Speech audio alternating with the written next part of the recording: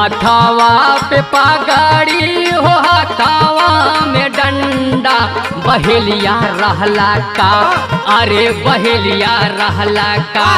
पिया हो पिछले जन्मवा में कड़ेरिया रहला का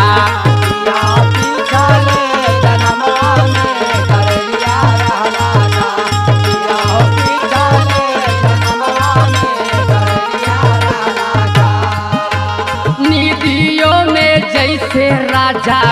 भेड़िया चरावेला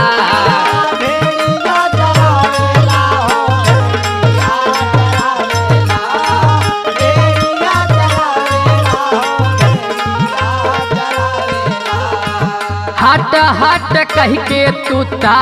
हमके डरवावेला।